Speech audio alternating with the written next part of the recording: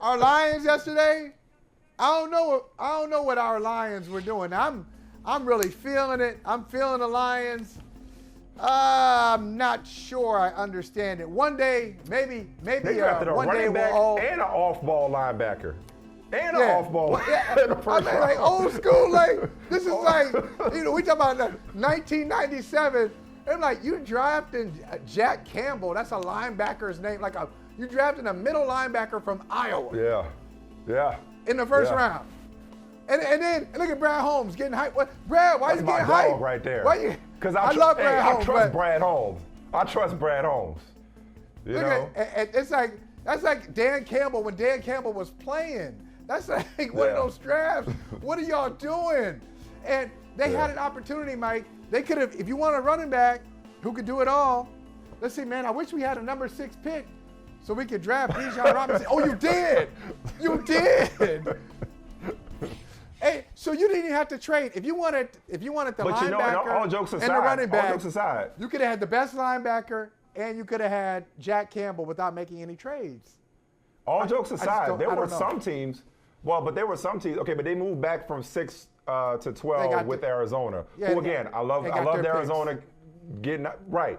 But all jokes aside, there were some teams who had Jahmyr Gibbs as the highest rated running back or did not have a whole lot of separation between Bijan Robinson and Jahmyr Gibbs. So from a draft, playing draft game standpoint, if you slide down 6 spots, pick up some capital, and at the same time get a player that you had rated as high, if not higher, than Bijan Robinson, that's a pretty good move. Yeah, that is. But to that, can I just say this? I know it will never happen. I just want to say it. I want to see some receipts from these teams. We took him off our board. Okay, proof.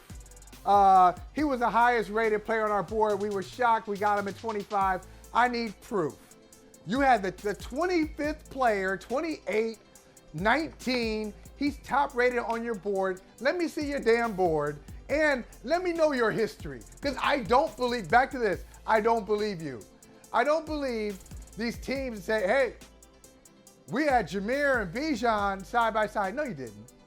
And if you did, what else? Give me your history of the last 5 years. What else have you done? I want to see your draft perform. What kind of results have you gotten off the field and on the field if your rating system works in such a way? So, yeah, I mean, people, everybody, if you watched it last night, everybody was the Detroit That's the beauty of the draft. Everybody drafted. Everybody's happy. Yeah. Everybody's happy. Yeah. It went according to everybody's plan. That's what's the beauty of it. That's the beauty of it. Right. Everybody's happy. Okay, so you weren't feeling Detroit. Yeah, that's fine. I'll get plenty more people on the Lions bandwagon. But I I'll don't tell need you you what, on the Lions bandwagon. Seattle. Seattle? Yeah. Seattle, Yeah. again, and it's a continuum. Look, I understand that the most attention went to Houston, which got, back-to-back the best quarterback, or probably the best player in the draft, and C.J. Stroud. Okay, best quarterback in the draft, C.J. Stroud, and then they get Will Anderson. Nice. But Houston has a long way to go, so I'm not going to just look at it as, hey, look what happened last night.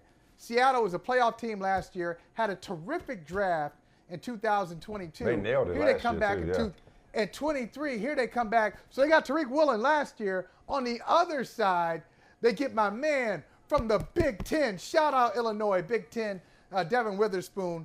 Great at number 5. Didn't see that one coming. And then to get Jackson Smith and Jigba at number 20. Yeah. Are you serious? That is a great job, Cornerback, CB1 and WR1. That's pretty good. Yeah, cornerback 1 and wide receiver 1. Or even WR3. They can WR3 because he don't need to be WR1. No, I mean in this draft class. I mentioned Zay Flowers earlier, but they may have gotten a lot of people's top cornerback and top wide receiver. And I'm agreeing with you on Seattle. And then now, instead of drafting an heir apparent to Geno Smith, they end up further complementing Geno Smith with a potentially dynamic third or maybe one day number 2 or even number 1 wide receiver given his upside. And then the Eagles, man, the Eagles. I mean, this Georgia to Philadelphia pipeline is something. If anybody, look, say what you want about Jalen Carter, a lot of this is development, and great teams and great organizations know how to bring out the best in players. And so if Jalen Carter was going to go anywhere, And obviously there's a Jordan Davis connection, there's a Nakobe Dean connection, and now the Nolan Smith connection. If Jalen Carter was going to go anywhere and flourish, it was going to be Philadelphia. And again, all jokes aside, you were telling me about running backs. And I think Atlanta did the same thing. If I can keep connecting these bird mascots. It's like, hey, yeah, we got a running back, but this guy is a dynamic playmaker, an impact player. He may be designated as a running back, but he's more than that. The Eagles are like, yeah, we got a good pass rush. You know, they lost Hargrove and that sort of thing, but yeah, we got a good pass rush. Yeah, you know, yeah, we're deep on at defensive line, but like, we can make a strength even stronger, and we can get maybe the best talent in the draft. And Nolan Smith, on and off the field, is a tone setter in the truest sense of the word.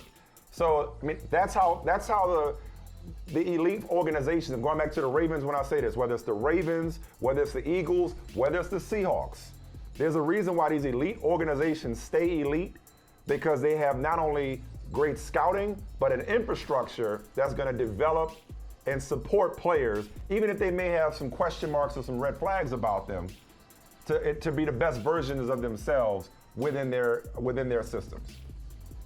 I'm gonna give a friend of mine sent me this text. He's an Eagles fan, and he said the verdict is almost completely in. He said the Eagles traded Carson Wentz and a 2022 first and got back A.J. Brown, Jalen Carter, and a 2024 second. I mean, so you think about that, Mike, you're right. Elite franchises, the Eagles, went to the Super Bowl last year. We all talked about them and how wonderfully they've built this team, and it continues. They are, not that your roster wins you anything. I mean, it's a part of it, but, lots of championships have been won on paper, but not actually realized. But the Eagles have the best roster in the National Football League. Top to bottom, they've got the best roster, especially at important trench positions. Offensive and defensive lines are impeccable, and they just added to it last night. Hey, thank you for watching Brother from Another. If you haven't hit that subscribe button, go ahead and do that now. Don't forget, you can catch us 3 to 4 weekdays on PeacockTV.com and on Sirius XM Channel 85.